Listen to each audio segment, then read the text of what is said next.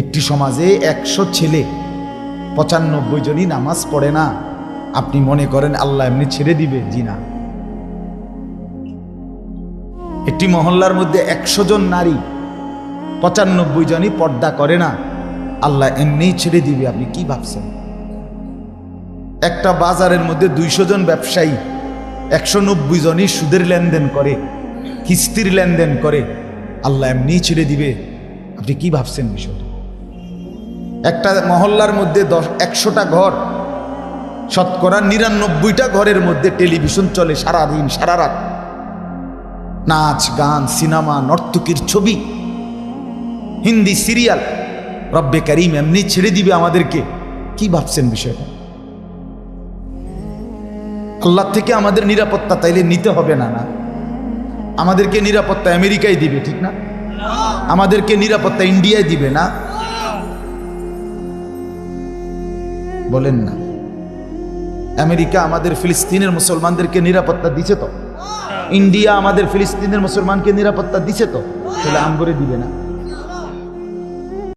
সারাদিনে 1 ওয়াক্ত নামাজ পড়লো না আমার মুসলমানের এই ছেলেটা, এই ভাইটা, তারে কে বুঝাবে যে তুমি বাবা মুসলমান? তারে বলবে কি? সামাজিক উন্নয়ন মানে কি? সমাজের প্রত্যেকের ঘরে ঘরে একটা বদনা দেওয়া, এটাও তো একটা উন্নয়ন, যাতে সবাই টয়লেট বাথরুমে কোনো অসুবিধা না হয়। সমাজের সবাইকে একটা একটা গ্যালাস দেওয়া, এটাও তো সামাজিক উন্নয়ন, যে যাতে করে কেউ পানি খাইতে অসুবিধা না হয়। সমাজের প্রত্যেক ঘরে ঘরে 10 টাকার বুট কিনে দিয়ে আসা, যাতে করে তারা নিজেরা কষ্ট করে বুট না কিনে।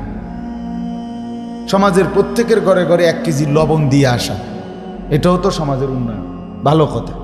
কিন্তু মনুষ্যত্বের উন্নয়ন কে করবে বলেন?